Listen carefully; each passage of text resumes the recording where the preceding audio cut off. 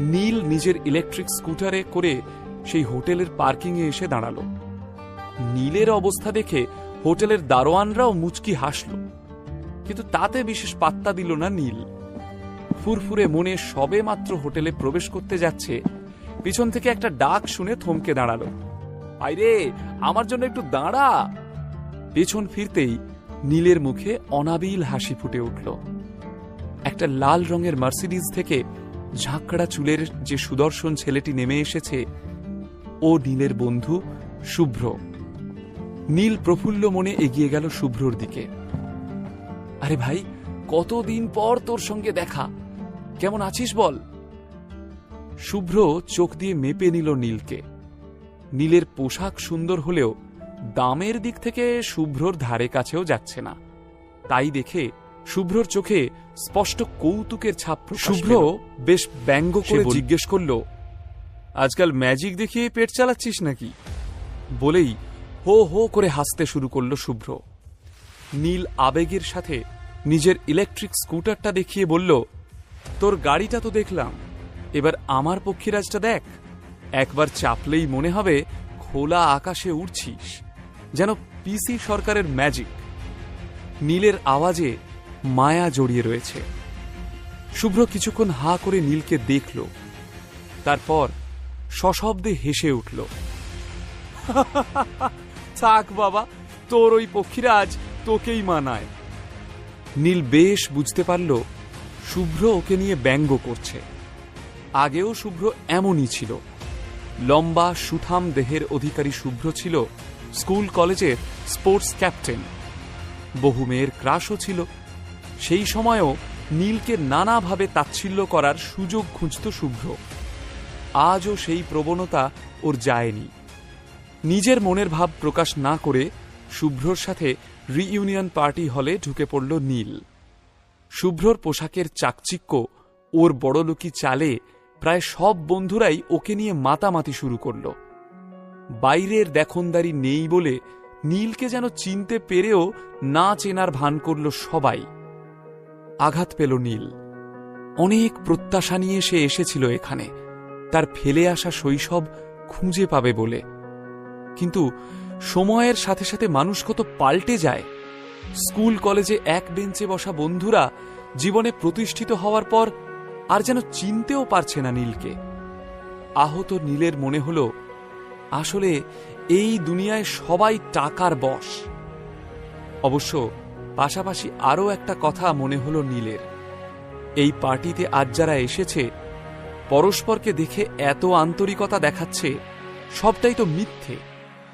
যে ভালোবাসা ওরা দেখাচ্ছে সেটা বন্ধুর প্রতি বন্ধুর ভালোবাসা নয়, স্টেটাস আর অর্থের প্রতি শো অফ মাত্র।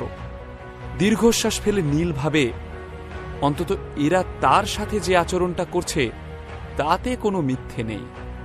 এটুকুই সান্ত্বনা। নীল পার্টি হলের কোণে একটা চেয়ারে গিয়ে বসে। ঠিক তখনই ওর মোবাইলে একটা মেসেজ আসে। সেই মেসেজটা দেখে নীলের মুখে চওড়া একটা হাসি ফুটে ওঠে। ফোনের স্ক্রিনে ভেসে উঠেছে, 2 crore is credited in your bank account। নীল ফোনের স্ক্রিনে চুমু খেয়ে আপন মনেই হাসতে থাকে। নিজেকে যেন রাজার মতো মনে হচ্ছে নীলের। নীল শশাঙ্ক রায়চৌধুরীকে বলেছিল, আগামী 24 ঘন্টার মধ্যে যদি 2 কোটি টাকা তার অ্যাকাউন্টে ক্রেডিট না হয় তবে রায়চৌধুরীদের সঙ্গে হওয়া তার কন্ট্রাক্ট বাতিল হয়ে যাবে। শশাঙ্ক রায়চৌধুরী তার কথা রেখেছেন। রায়চৌধুরীরা এখন প্রায় নীলের বশেই, আর সেটা খুব ভালোভাবে বুঝতে পারে নীল।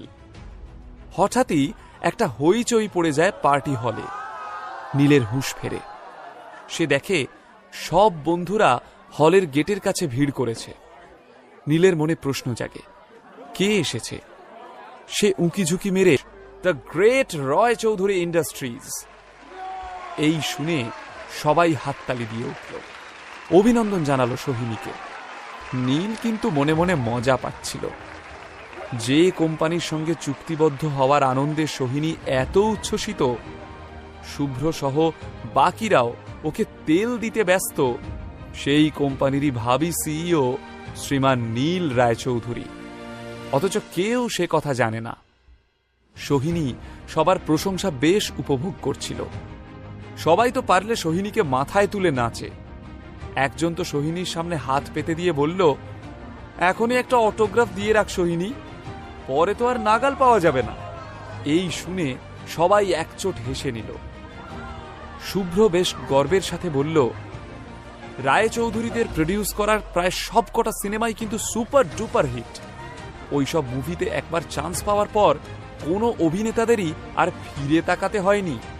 তাদের ক্যারিয়ার সেট হয়ে গেছে। আমি শিওর তোর ক্ষেত্রেও তাই হবে। সোহিনী একটু অহংকারী হাসি হেসে এমন ভাব করল যেন এইসব প্রশংসায় ওর কিচ্ছু আসে যায় না। ধীরে ধীরে একটা চেয়ারে এসে বসল সোহিনী। তার ঠিক উল্টো দিকের চেয়ারে গিয়ে বসল নীল। কিন্তু নীল বসার পর সোহিনী এমন ভান করল যেন ও নীলকে দেখতেই পাচ্ছে না। নীল যেন অদৃশ্য মানুষ। খারাপ লাগলেও হাসি মুখে সোহিনীর দিকে হাত বাড়িয়ে দিল নীল, অভিনন্দন জানাবে বলে। কিন্তু সোহিনীর বোধহয় অস্বস্তি হচ্ছিল, তাই উসখুস করে সোহিনী নিজেই নীলকে বলল, সরি নীল, আমার পাশের সিটটা আমার বেস্ট ফ্রেন্ডের জন্য বুকড রয়েছে, তুই এই সিটটা ছেড়ে দিবি প্লিজ। নীল বুঝতে পারল সোহিনীও ওকে এড়িয়ে যেতে চাইছে। মনে যন্ত্রণা নিয়ে ফিরে যাচ্ছিল নীল, কিন্তু কিছুটা যেতেই ও থমকে দাঁড়াল। মনে মনে ভাবল, এত সহজে কোনো কনক্লুশনে আসাটা কি ঠিক? আজকেই যাচাই করে নেওয়া যাবে যে টাকার গরমে সোহিনীরও কি বাকিদের মতো মাটিতে পা পড়ে না, নাকি সোহিনী এখনো আগের মতো ভালো মানুষ রয়ে গেছে। নীলের মাথায় একটা দুষ্টু বুদ্ধি খেলে গেল, নিজে বোকা সাজার ভান করে অন্যদের বোকা বানানোর বুদ্ধি। নীল এক গাল হেসে সোহিনীর কাছে ফিরে গেল এবং ক্যাবলাকান্তের মতো বলল, এ বাবা, ওই দেখো, তোমার কলেজ জীবনের বেস্ট ফ্রেন্ড প্রিয়াঙ্কা এবং শুভ্র দুজনেই তোমায় ল্যাং মেরে বার কাউন্টারে বসে গল্প করছে। ওরা কি তোমার পাশে আর বসবে? নীলের এই কথা শোনার জন্য প্রস্তুত ছিল না সোহিনী। সে ভেবেছিল তার কথা শুনে নীল সুরসুর করে উঠে চলে যাবে, কিন্তু নীল উল্টে তাকেই এভাবে অপমান করল। আক্রোশে ঠিক পাল্টা অপমানটাই করতে চাইল সোহিনী। নিজের বাঁ হাতের আঙুল দিয়ে নিজের নাকটা চেপে ধরে বেশ চিৎকার করেই বলল, আসলে তোমার গায়ে ভীষণ দুর্গন্ধ নীল, আমার তাতে গা গুলিয়ে উঠছে। সোহিনীর কথা শুনে নীল যেন আকাশ থেকে পড়ল। ওকে অপদস্থ করার জন্য এ কেমন কথা বলল সোহিনী? সবার সামনে সোহিনী এভাবে ছোট করল নীলকে। আশেপাশের বন্ধুরা ব্যাপারটাতে মজা পেয়ে গিয়েছে। তারাও সোহিনীর তালে তাল মিলিয়ে নীলকে ব্যঙ্গ করতে শুরু করল। সত্যি নীলটা আর শুধরালো না। এত বড় একটা পার্টিতে আসার আগে চানটুকুও করে আসিসনি। রায়চৌধুরীদের হবু স্টারের পাশে তোকে তো ডাস্টবিন লাগছে রে নীল।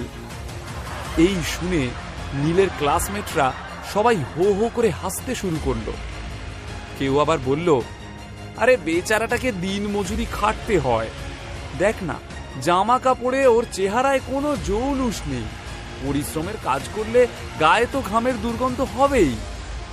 সোহিনীর বেশ মজা লাগছিল।